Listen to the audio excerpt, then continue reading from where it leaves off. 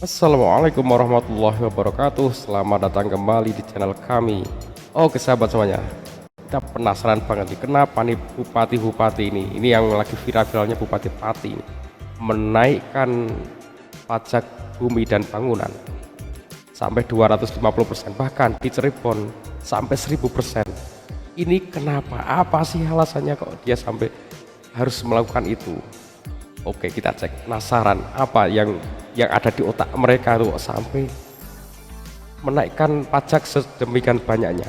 Padahal kita tahu di luar negeri itu ada orang maunya hidup di negara itu ya udah nggak mikirin pajak, bahkan hidupnya dijamin. Pokoknya dia lahir di situ hidup aja, udah nggak usah mikirin apa-apa, nggak kerja aja hidup. Nah kalau bisa seperti itu keren berarti negaranya. Warganya tuh walaupun dia kesulitan untuk bekerja tetap hidup, yang bekerja lebih lebih sejahtera, itu wajar ya. Oke, kita simak ini teman-teman. Warga ini kan pendapatan utama daerah Pak, di apa dan kenapa ini pajak naik 250% Pak alasannya? Irfan, diam. Jadi begini, undang-undang itu kan mengharuskan kenaikan pajak itu dilakukan tiap 3 tahun sekali. Tiap 3 tahun sekali, bahkan itu bisa lebih, diperbolehkan lebih, ya. Karena pajak ini adalah sumber utama pendapatan untuk pembangunan. Tapi pada kenyataannya kan selama kurun waktu 14 tahun itu tidak pernah dilakukan. Jadi kalau kita hitung sesuai dengan undang-undang, tiap 3 tahun sekali, 2011, 2014 harus naik, 2017 harus naik, 2020 harus naik, 2023 harus naik, hingga sekarang ini, ya, itu bisa justru lebih dari 1.500%. Ya, jadi kalau kita hitung sesuai dengan tahapan yang diatur oleh undang-undang, naiknya itu bisa lebih dari 1.500% atau mungkin sekitar 2.000%. Tapi ini hanya kami lakukan sebesar 250%. Jadi 250% itu adalah dampak dari 14 tahun tidak pernah dilakukan. Satu itu, yang kedua, keuangan Kabupaten Pati ini sangat minim. Hanya 15% dari APBD. Pendapatan daerah itu hanya 15% dari APBD. Bahkan tepatnya hanya 14,5% dari APBD. Kalau itu di bawah 25%, pembangunan pasti itu sangat berat. Apalagi ini hanya sekitar 15% dari APBD. Jadi kita itu memang berusaha untuk menggali semua potensi daerah. DPRD pun setiap kali kami rapat paripki ini hanya sekitar 15% dari APBD. Jadi kita itu memang berusaha untuk menggali semua potensi daerah. DPRD pun setiap kali kami rapat paripurna itu selalu memberikan saran kepada pemerintah untuk meningkatkan pendapatan daerah. Oke, ketemu masalahnya teman-teman. Ternyata si Bupati ini, ya si Bupati Pati ini, dia berpegang pada undang-undang. Setiap 3 tahun itu boleh menaikkan pajak. Ya, bahkan itu sudah beberapa tahun tidak pernah naik.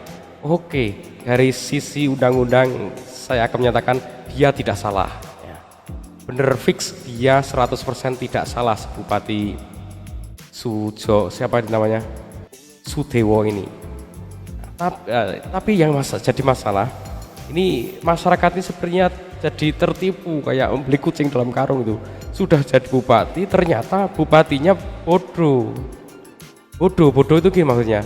Dia mengelola kabupatennya, ya, mengelola wilayahnya itu hanya ngertinya ya dengan menaikkan pajak. Bagaimana cara mendapatkan uang di daerah itu, yaitu dengan menaikkan pajak sesuai undang-undang. Nah itu kan bodoh, nggak harus orang pinter bisa untuk cara seperti itu kan. Nah mungkin ini kecewa ini rakyatnya, kenapa kok mengkoyo mengkoyo rakyat biasa, bodoh ini podo, nggak bisa cara-cara lain. Nah kalau dia terus komplain, berusaha untuk melengsarkan, cari yang lebih pinter, nah ya itu masuk akal juga itu kan. Cari bupati yang bisa memiliki ide-ide terobosan bagaimana mensejahterakan masyarakatnya, daerahnya, memajukan wilayahnya dengan cara-cara selain hanya pajak, ya, dengan cara meningkatkan sektor pariwisata, sektor industri, wah sektor-sektor usaha itu digenjot sehingga terserap tenaga kerja, kemudian produktivitas tinggi, kemudian kegiatan ekonomi berputar cepat, akhirnya nggak naikkan pajak, justru malah bisa ngasih lebih ke masyarakatnya. Nah, kalau ini butuh orang pinter loh ini. Tapi kalau hanya menaikkan pajak memang orang bodoh aja nggak masalah ya untuk menjadi pejabat itu. Jadi ini kalau saya dari kacamata saya bukan orang Indonesia, wah ini Indonesia ini sangat menarik ini karena dari rakyatnya sampai yang jadi pejabat aja bodoh-bodoh gitu ya. Mereka nggak bisa cari cara mensejahterakan cara mensejahterakan negaranya. Mereka ngertinya cara cari uang tuh ya kalau udah jadi pejabat menaikkan upeti ya, menaikkan pajak. Nah itu yang nanti dicarikan untuk pembangunan. Pas membangun itu bisa dikorupsi, di apa kan, celah-celah korupsi kan kalau bisa membangun. Nah dari situ kalau cuma gitu-gitu, wah ini enak ini, jadi orang luar negeri melihatnya wah Indonesia memang sangat empuk kalau dijajah.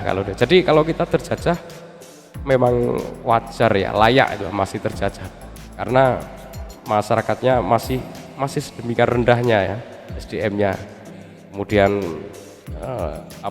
kalau mereka menjabat tidak fight untuk mensejahterakan rakyatnya, tapi pertama aku harus kenyang dulu, aku harus sejahtera dulu. Nggak tahu nanti masyarakat sejahtera, nggak peduli lah, yang penting pas maju kan udah keluar uang banyak juga gitu ya. Jadi mentalnya di situ, maka ya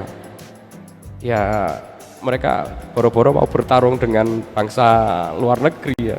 Mereka hanya utak-utek, hanya nikung rakyatnya sendiri ya. Akhirnya cuman ubrek aja gitu kan. Udah naik di demo lagi. Akhirnya ya nggak maju-maju. Tapi ya ini tidak semua, saya kira memang nggak semua ya. Ada ya beberapa di tingkat-tingkat kades itu malah bagus-bagus tuh. Ada yang bisa meningkatkan sektor wisatanya, akhirnya mendapatkan pendapatan yang nggak dari pajak ya, pendapatan dari sektor pariwisata, sektor industri, sektor peternakan ya, akhirnya mendapat income untuk desanya, nggak dinikmati oleh kadesnya, dinikmati untuk rakyatnya. Nah itu keren, itu miniatur kecil, harusnya kalau bisa ditingkatkan ke tingkat atasnya, kabupaten, itu bagus. Jadi ya orang udah level bupati itu harusnya mikirnya nggak cuman mendapatkan uang hanya dari utak-utik pajak mah nggak usah sekolah ya, bisa lah ya.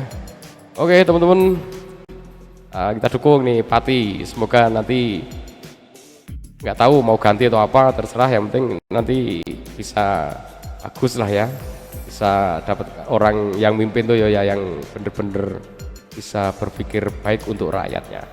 Oke, jangan lupa ikuti terus, like, share, dan subscribe. Assalamualaikum warahmatullahi wabarakatuh.